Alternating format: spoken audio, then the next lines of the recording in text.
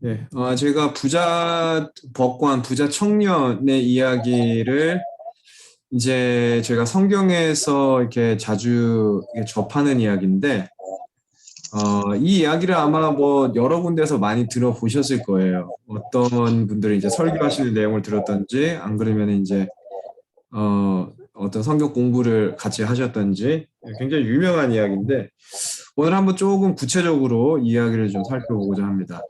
아, 마가복음 10장에 이제 이야기가 나와요. 마가복음 10장에 가시면은 10장 17절에 가시면은 이야기가 이렇게 나옵니다. 마가복음 10장 17절 제가 읽겠습니다.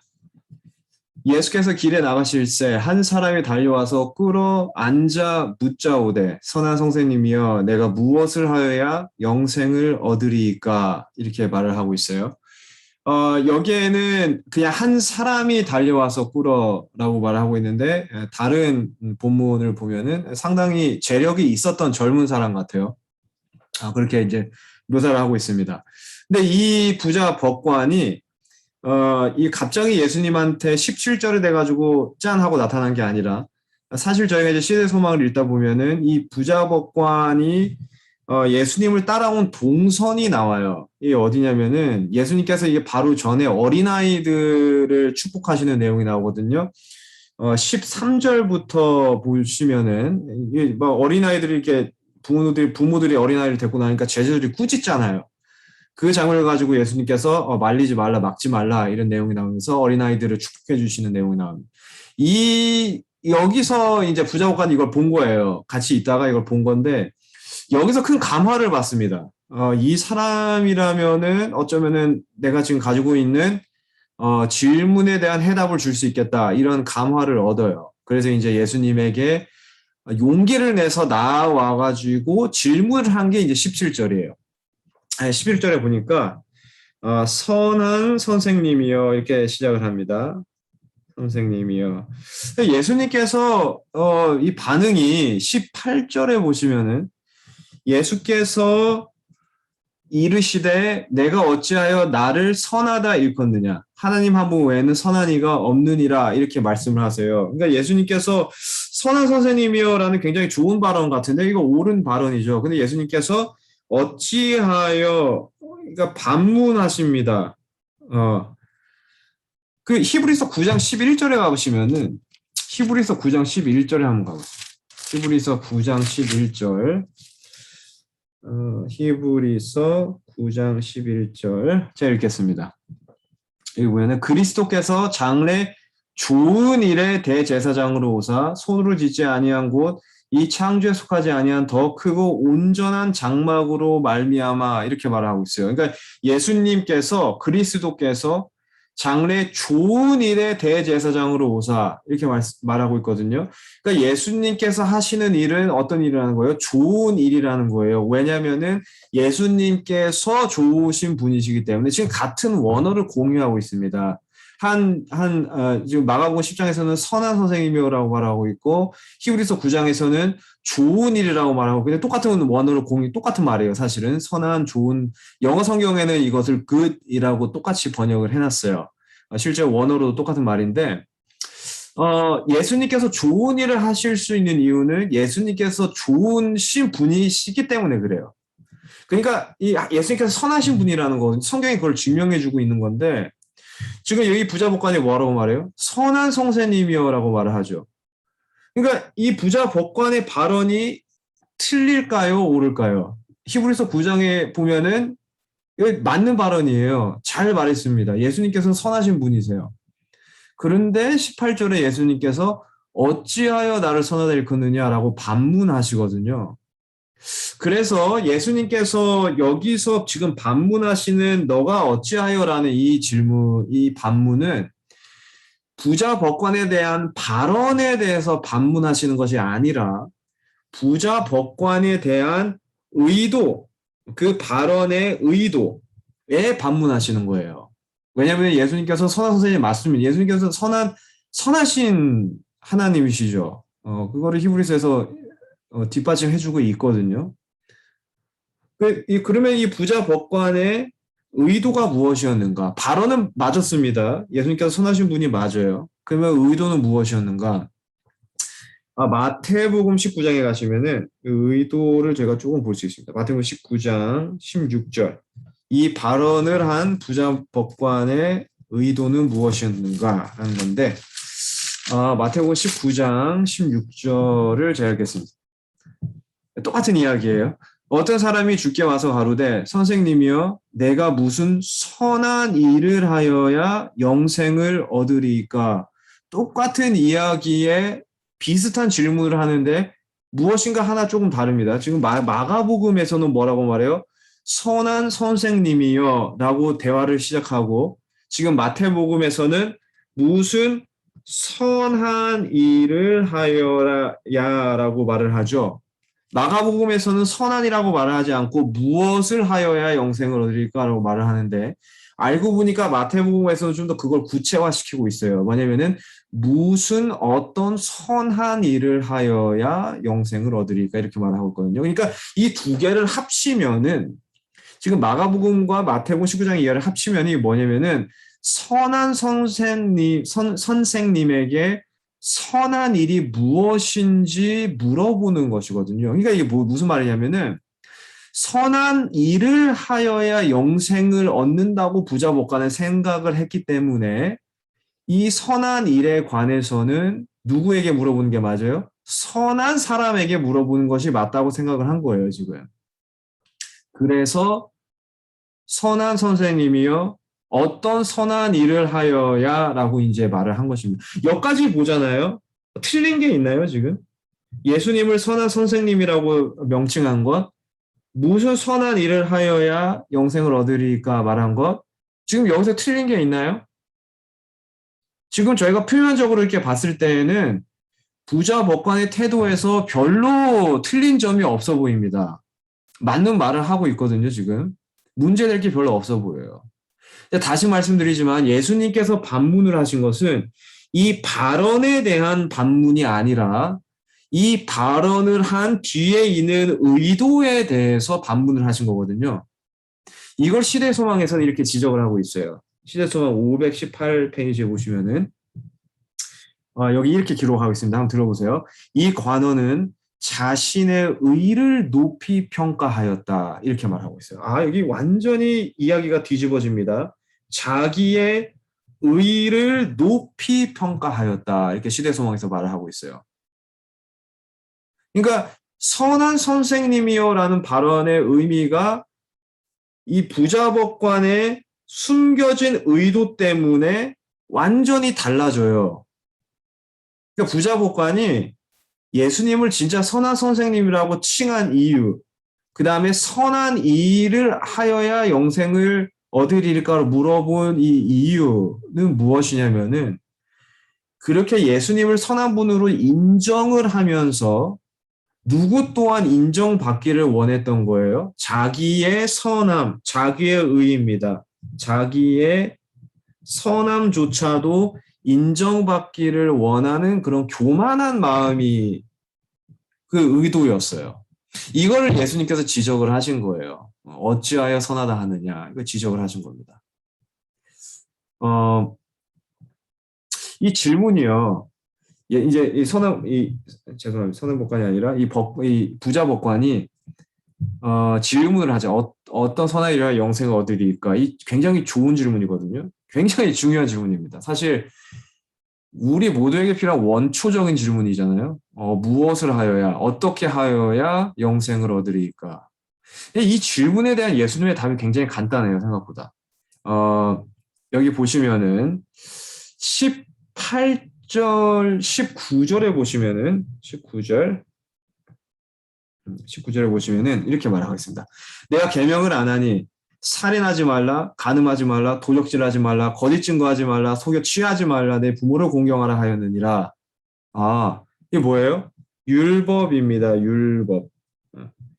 예수님께서 영생에 대한 선한 일을 무엇으로 대답하세요? 율법으로 대답하십니다.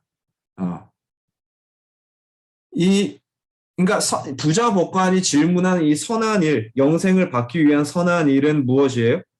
율법을 지키는 일이에요. 자, 한번 생각해 보세요. 니고데모와의 대화에서 예수님께서 영생에 대한 비밀을 말씀해 주세요. 니고데모와의 대화에서. 뭐라고 말씀하시죠? 그 유명한 요한복음 3장 16절. 저를 믿는 자마다 멸망치 않고 영생을 얻게 하려 하심이라 라고 말씀하십니다. 그래서 이 영생을 예수님과 관련된 것으로 예수님에 대한 믿음으로 믿음의 조건으로 영생의 조건을 예수님에 대한 믿음으로 말씀하세요. 예수님께서.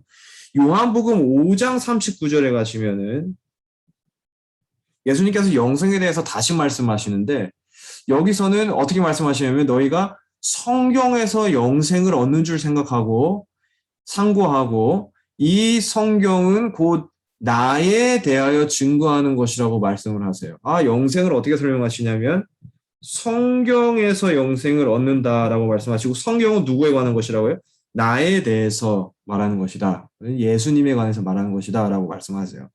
그래서 이 두 군데 모두 예수님께서 영생을 말씀하시면서 이 영생을 누구와 반드시 연관시키냐면 예수님 자신과 반드시 연관을 시킵니다. 한 케이스는 예수님을 믿는 것으로, 한 케이스는 예수님을 명상하고 생각하는 것과 연구하는 것으로 그렇게 언급을 하시거든요. 그런데 이곳에서 예수님께서 하시는 대답이 굉장히 재밌어요. 예수님께서 이 요한복음 3장과 5장에서 대답하신 이 대답을 하시는 것이 아니라 뭐라고 말씀하시냐면은 율법을 지키라라고 말씀하신 거거든요. 지금 선한 일을 해라 이거예요. 율법을 지키라. 이거를 저희가 이제 오늘 조금 살펴볼 겁니다. 같이. 그러니까 영생을 율법을 지키는 것으로 선한 일을 하는 것으로 해석하신 예수님의 이 대답. 관이 대답이 무슨 말인가? 자, 19절부터 20절에 가보시면은 20절. 부자복관이 이렇게 대답을 해요. 여짜오되 선생님이여 이것은 내가 어려서부터 다 지키었나이다. 보니까 어려서부터 굉장히 좀 철저한 집안에서 살았던 것 같아요. 보니까 뭐라고 말해요? 다 지키었나이다.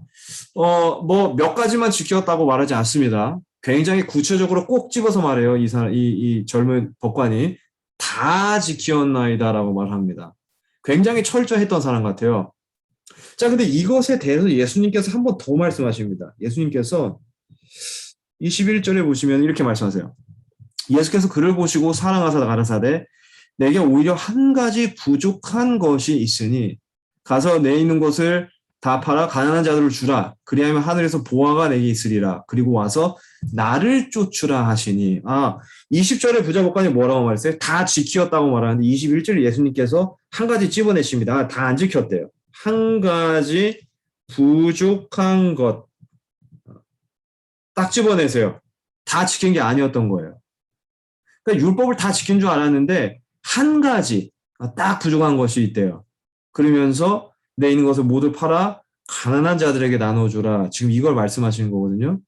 자, 야고보서 2장에 가보시면은 야고보서 2장 10절에 가시면은 야고보서에서 이런 말을 하고 있어요. 저희가 아는 구절입니다. 야고보서 2장 10절 제가 읽겠습니다. 누구든지 온 율법을 지키다가 그 하나에 거치면 모두 범한 자가 되나니라고 말하고 있어요. 그러니까 율법을 다 잘 지키는데 그 중에 하나에 거치면 하나를 못 지키면은 뭐래요? 이 10절에 의하면은 그 모든 것을 범한 자가 되느니라라고 하고 있어요. 그러니까 지키면 다 지켜야 된다 이거예요. 그 중에서 몇 가지 골라서만 지켜서 되는 것이 아니라 다 지켜야 되고 하나라도 못 지키면은 그거 뭐 다 안 지키는 거하고 똑같다. 지금 이 말이거든요. 자, 보세요. 지금 부자복관이 다 지켰다고 했잖아요. 꼭 집어냈어요. 다시 말씀드리지만 다라고 말했습니다. 그런데 21절에 예수님께서 한 가지 안 지켰다라고 말씀하고 계세요. 자, 그러면은 이 부자복관이 지킨 거예요? 안 지킨 거예요? 야고보서 2장 10절에 의하면은 하나만 안 지켜도 다 안 지키는 거라고 하잖아요. 그렇죠? 부자복관은 이 야고보서 2장에 의하면은 하나도 안 지킨 거예요. 다 지켰다고 하는데 한 가지를 못 지킨 거잖아요. 지금 예수님께서 지적하신 그 한 가지, 그 부족한 것. 이거를 못 지켰기 때문에 사실 부자복관은 다 지키지 못했어요. 다 못 지켰다는 거예요. 그래서 다 지켰다라는 이것은 예수님께서 지금 거짓말을 하고 계신 게 아니라 사실을 말씀하시는 것이거든요. 다 지켰다라는 이것은 뭐냐면은 기만입니다. 기만. 부자 못 가니까 다 지켰다고 말했는데 기만하는 거예요. 한 가지 못 지킨 게 있잖아요. 그것 때문에 다 안 지킨 거거든요. 자, 그 한 가지가 무엇인가? 그 예수님께서 지적하신 그 한 가지. 자, 21절에 다시 보시면은 21절 예수께서 그를 보시고 사랑하사 가라사대 내가 오히려 한 가지 부족한 것이 있으니 가서 내 있는 것을 다 팔아. 팔으라고 했습니다. 있는 것을 다 팔아서 가난한 자들을 주라. 그리하면 하늘에서 보화가 내게 있으리라. 그리고 와서 나를 쫓으라 하시니. 그 예수님께서 말씀하신 것은 사실 굉장히 간단한 내용입니다. 가지고 있는 재물 많은 거 아는데 그 재물을 많이 팔아가지고 지금 여기 보니까 뭐라고 말해요? 다 팔아. 이 부자 법관이 뭐라고 말했어요? 다 지켰다라고 말씀하시니 예수님께서 이것을 또 이용하시는 것 같아요. 예수님께서도 딱 집어내십니다. 다라고 말해요. 다. 그 몇 가지 파는 것이 아니라 다 팔아서 가난한 자들한테 나눠줘라. 예수님께서 지금 이렇게 말씀하시거든요. 이것을 하나로 압축하면 뭘까요? 하나로 압축하면 사랑입니다. 예수님께서 지금 지적하신 게 이거거든요. 한 가지 부족한 것이 있는데 그게 뭐라는 거예요? 사랑이 없구나. 지금 이걸 지적하신 거예요. 율법을 다 지킨 것 같은데 뭐 사랑하지 말라 지적하셨잖아요. 19절에 보니까 간음하지 말라, 도적질하지 말라, 거짓말하지 말라 다 지킨 것 같았는데 알고 보니까 한 가지가 부족했다. 그게 무엇이냐면은 바로 사랑, 그 율법의 정신, 그 사랑이 없구나 이것을 지적하신 겁니다. 이게 없으니까 어떻게 된 거예요? 율법을 하나도 안 지킨 게 된 거예요. 이게 없으니까. 제가 예전에 제 초등학교 때 요즘에도 이제 그런 용어가 있는 것 같아요. 제가 언젠가 이것을 한번 말씀드린 적도 있는 것 같은데 왕따, 왕따. 제 초등학교 때 왕따가 굉장히 심각했어요. 이제 초등학교 6학년 때 저 왕따가 있고 은따라는 게 또 있었습니다. 은따 아실지 모르겠어요. 은따가 뭐냐면은 은근히 따돌림 받는. 왕따는 왕으로 따돌림 받는 뭐 이런 거잖아요. 근데 저희 반에 6학년 때 누가 있었냐면은 전따가 있었어요. 전따. 이 전따는 뭔지 아세요? 전교생에게 따돌림 받는. 그러니까 이 은따 그다음에 왕따 그다음에 이제 최고 위에 있는 게 이제 전따거든요. 근데 이 전따를 당하는 아이가 저희 반에 있었어요. 얘는 이제 저희 담임 선생님이 이 전따 아무도 이제 이 아이에게 여자아이였어요. 여자 학생에게 접근하기를 싫어하니까 하루는 저를 불렀어요. 저도 이렇게 그 아이를 잘 알지는 못했습니다. 뭐 싫어하지도 않고 좋아하지는 않았어요. 별로 뭐 그 아이에 대한 관심이 없었으니까. 근데 이제 저를 부르시더니 제가 그 아이의 짝꿍이 되어야 되겠대요. 그래서 저는 뭐 이제 뭐 별로 그렇게 상관을 안 했으니까 그럼 뭐 짝꿍을 하겠다 이렇게 했어요. 아마도 제가 볼 때는 많은 친구들이 거절을 했던 것 같아요. 짝꿍이 되는 걸. 그래서 이제 저를 부르신 것 같은데 제가 뭐 제일 쉬워 보이셨나 봐요. 그래서 저를 부르셔가지고 짝꿍을 해라. 짝꿍을 했어요. 제가 짝꿍이 되자마자 한 가지 룰을 그 아이와 정했습니다.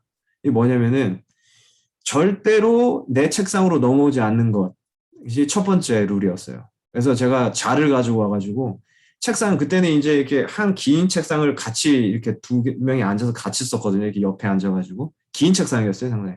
가운데 딱 이렇게 줄을 그어놨어요, 제가. 그래서 절대로 여기를 넘어오지 마라. 최대한 이제 무섭게 말을 했죠. 왜냐면 그거 넘어오면 안 되거든요. 이게 전따기 때문에 그걸 넘어온다는 것은 내 영역에 어떤 침입하는 그런 것, 굉장히 위협을 느낀 거죠, 저 나름대로. 그래가지고 이제 넘어오지 마라. 그래서 이 아이를 제가 관찰하기 시작했어요. 이 아이를 관찰하기 시작했는데 이 아이가 생각보다 괜찮아요. 뭐 전혀 이상한 점이 없어요. 왜 이 아이가 전따를 당했을까라는 의문이 커지는 거예요, 이제 저는. 그러니까 저는 이제 별로 이상한 점이 없기 때문에 갑자기 어느 날부터 이 아이와 제가 말을 하기 시작하더라고요. 그래서 이제 친해졌어요. 근데 또 이제 제가 길을 갈 때마다 뒤에서 계속 따라와요. 이 학교가 끝나고 이제 집에 가는데 계속 뒤에서 따라와요. 그래서 제가 깜짝 놀래가지고 왜 나를 따르고 혹시라도 내가 너무 잘해줬나? 뭐 이런 생각이 드는 거예요. 근데 알고 보니까 저희 집하고 그 아이 집하고 가는 방향이 똑같아요. 그래가지고 이제 친해진 거예요. 그런데 이 얼마 이제 조금 많은 시간이 지나고 이렇게 보니까 희한하게도 친구들이 저한테 말을 잘 안 해요. 제가 깜짝 놀라가지고 아니 아이들 태도가 왜 이렇게 달라지지? 그때는 이제 굉장히 이제 감성적으로 예민하기 때문에 이게 다 보이잖아요, 이런 게. 알고 보니까 이 전따와 친해졌다는 이유로 저까지 왕따를 당하게 생긴 거예요. 그게 이제 그 당시 뭐 이제 그랬습니다. 근데 이 아이들한테 이제 알아봤어요. 왜 도대체 이 친구가 왜 전따가 돼야 되냐? 이제 알아보니까 이 코딱지를 파가지고 뭐 이게 뭐 이제 코를 이렇게 후비는데 이 그것을 걸린 거예요, 이 친구가. 그것 때문에 전따가 된 거예요. 그거 안 하는 사람이 어디 있어요? 코 한 번씩 다 파보죠. 뭐 하루에 한 번씩 파지 않겠어요? 근데 그게 그냥 걸렸다는 이유로 이제 전따가 된 거거든요. 저는 이제 말이 안 된다 이거죠. 이게 어떻게 말이 안 된다. 전따가 될 이유가 전혀 없다. 그래서 이제 이 친구하고 그냥 이렇게 친하게 지냈는데, 저까지 왕따를 당한 위기에 처한 거예요. 그래서 제가 너무 고민을 하다가, 안 되잖아요. 너무 이제 저까지 위협을 받기 시작하니까, 어느 날 집에 갈 때 제가 심각하게 이 친구에 말했어요.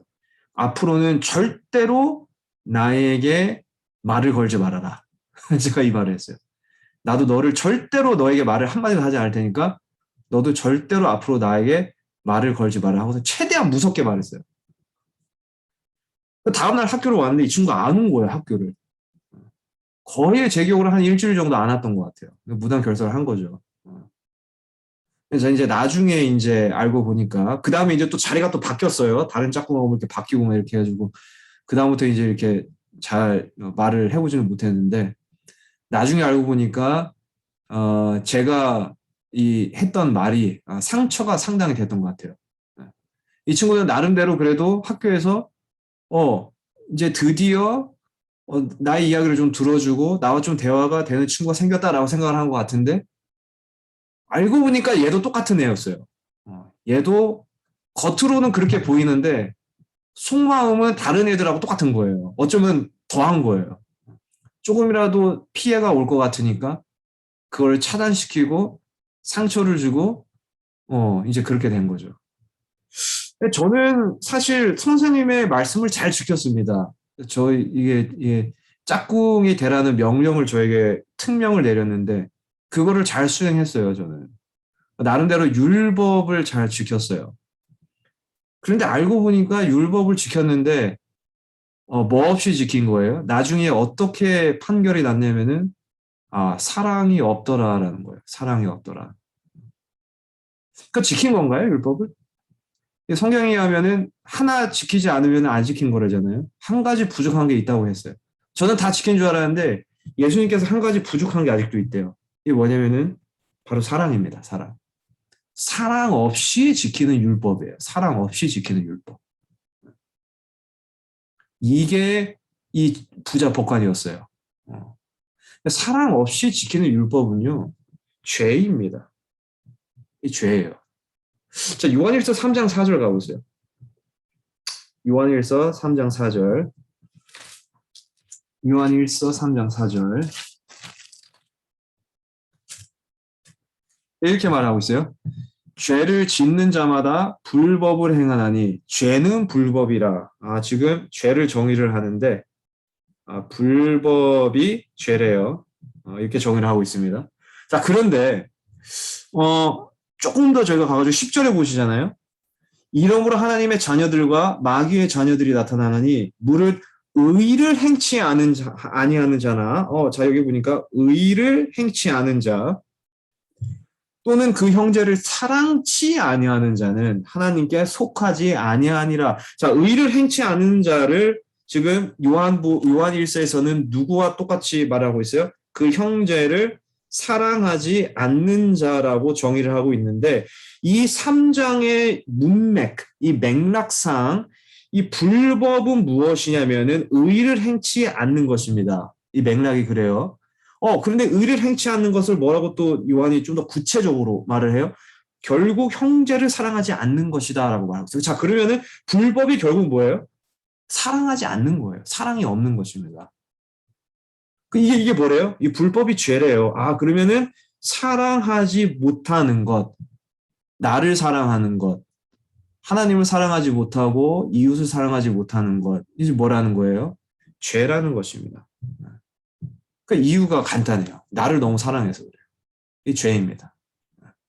그래서 율법을 사랑 없이 지키는 것, 사랑 없이 지키는 율법은 결국 뭐가 되냐면은 결국 불법이 돼요. 불법. 하나도 안 지키는 거예요. 그 죄입니다. 율법을 지킨다는 것. 다시 저희가 처음으로 좀 돌아가서 예수님께서는 선한 일을 뭐라고 말씀하셨냐면 율법을 지키는 거라고 말씀하셨어요. 지키는 것. 부자 법관이 물어봤죠. 선한 일, 어떤 선한 일을 해야 되냐? 이렇게 율법 지켜라 이렇게 말씀하신 거예요. 선한 일은 율법을 지키는 것입니다. 근데 이 선한 일이란 무엇이냐면은 예수님께서 부족한 것 한 가지가 있다 이랬잖아요. 이게 뭐냐면은 결국 사랑을 실행하는 것입니다. 그래서 우리는 사랑을 실행하지 않고 율법을 지킨다고 말할 수 없어요. 물론 표면적으로는 누구나 지킬 수 있습니다. 저희가 살인하지 않고 간음하지 않고 거짓말하지 않고 저희가 도적질하지 않고 부모를 공경하며 안식일을 잘 지킬 수 있어요. 그런데 부족한 것 한 가지, 사랑이 없으면은 율법을 지킨다고 할 수 없습니다. 그 부자 청년과 같이 기만하고 있는 거예요. 이 이야기에서 한 가지 중요한 것이 있어요. 21절 가보세요. 21절. 21절 보면은 예수께서 그를 보시고 사랑하사. 예수님께서 뭐라고 말씀하세요? 여기 보니까 그를 보시고 사랑하사. 이 청년은 자기를 사랑했습니다. 그래서 자기의 재물을 사랑했고 이것 때문에 예수님 따르기를 선택하지 못했어요. 결국 자기 사랑을 끝까지 선택했습니다. 근데 예수님께서는 누구를 사랑하세요? 예수님께서는 이 청년을 사랑하십니다. 율법이 요구하는 사랑이잖아요.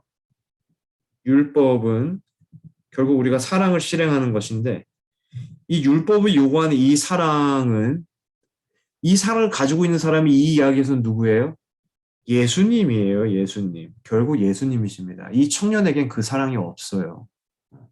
그래서 율법이 우리에게 사랑을 요구할 때에는 그 사랑을 창조하라고 말하는 것이 아니에요. 우리한테 그 사랑이 없거든요. 처음부터. 그래서 그것을 창조하라고 말하는 것이 아니라 율법이 사랑을 이미 가지고 계신 예수님에게서 받으라라고 말을 하는 거예요. 시대소망 22페이지에 보면은 아주 제가 좋아하는 짧은 그 문장이 있는데 한번 들어보세요. 하나님을 알게 되면 그분을 사랑하게 될 것이다. 이렇게 말하고 있어요. 하나님을 알게 되면 우리는 그분을 사랑하게 될 것이다. 예수님을 알면 알수록 우리가 그 사랑을 실행할 것이다. 이거예요. 알고자 하는 의지가 있고 알고자 노력하고 알고자 우리가 시간을 투자하고 그럴 때에 그 사랑을 우리가 점점 받게 될 것이다. 그리고 그 사랑을 실행하게 될 것이다. 라는 것이죠. 이것이 율법이 요구하는 것입니다. 사랑을 받으라는 거예요. 사랑을 만들라는 게 아니라. 그 사랑을 우리가 예수님을 알면 알수록 그 사랑을 받고자 갈망하게 되고 그 사랑을 받습니다. 제가 저기 와이프하고 데이트를 할 때 처음에 저는 제 와이프를 별로 좋아하진 않았어요. 뭐 첫눈에 반한다 뭐 이런 얘기들이 뭐 많은데 저는 뭐 첫눈에 반해가지고 제 와이프를 만난 게 아닙니다. 전혀 감정이 없었어요. 왜 그럴까요? 아니 모르는 사람에게 어떻게 감정이 생겨요? 그렇죠. 좀 뭘 알고 좀 뭐 성격을 좀 알고 뭐 이 사람의 좀 매력을 알고 대화를 좀 하면서 더 알고 그러면 좀 이제 좋아하게 되고 뭐 이런 거죠. 좋아하지 않았습니다. 저는. 왜 그럴까요? 몰라서 그래요. 근데 알면 알수록 빠져드는 거예요. 알면 알수록 막 매력이 여기 보이고 저기 보이고 뭐 이러는 거예요. 또 마찬가지입니다. 하나님을 우리가 알면 알수록 사랑하게 될 것이다. 이렇게 말하고 있어요. 예수님을 알면 알수록 그 사랑의 매력이 막 이곳저곳에서 보이는 거예요. 그래서 그 사랑을 우리가 창조할 수는 없을지언정 우리가 예수님을 알 때에 그것을 받게 되는 것입니다. 그 율법의 요구예요. 그래서 이 사랑의 특성은 나의 유익을 구하지 않는 것입니다. 이 사랑의 특성이거든요. 나를 잊어버리는 거예요. 실제적인 삶의 변화, 저희가 많이 말하는 단어죠. 이 변화는 어디에서 오냐면 이 사랑에서 옵니다. 사랑에서 와요. 우리가 사랑하면 사람이 이상하게 변하게 돼요. 어떤 종류의 사랑이든 변화가 옵니다. 그래서 율법을 지킨다는 것은 표면적인 글자를 지킨다는 것이 아니에요. 그것은 이 부자 법관도 굉장히 잘했습니다. 율법을 지킨다는 것은 정말 우리가 예수님을 알므로써 사랑을 실행하는 실제적인 변화를 말하는 거예요. 사랑을 실행하고 사랑을 받으면 사람이 변하거든요. 이게 율법을 지키는 것입니다. 예수님께서는 적어도 영생이라는 대주제를 이렇게 설명하신 거예요. 영생이란 율법을 선한 일을 행하는 것이고 율법을 지키는 것이다. 이게 뭐예요? 결국은 사랑의 정신으로 변화된 삶을 사는 것입니다. 그렇게 영생을 설명하셨어요. 이 부자법관에게. 이 질문이 오늘 우리의 질문인 것 같아요. 어떻게 해야 영생을 얻으리까? 그 모든 성경의 이 신앙의 질문 이 맨 아래 이 근본적으로 맨 안쪽에 있는 정말 중요한 질문이죠. 우리가 어떻게 하여야 영생을 얻으리까? 이 질문이거든요. 우리도 아마 똑같은 질문을 예수님에게 하는 것 같아요. 예수님의 대답은 똑같습니다. 이 부자 법관에게 했던 대답, 우리에게 했던 대답 똑같아요. 뭐라는 거예요? 사랑해라. 사랑해라. 예수님에게서 이 사랑을 받는 것입니다. 사랑할 수 있는 거예요. 이 말씀이 오늘 우리에게 이루어지기를 간절히 바랍니다. 오늘은 여기까지 하겠습니다.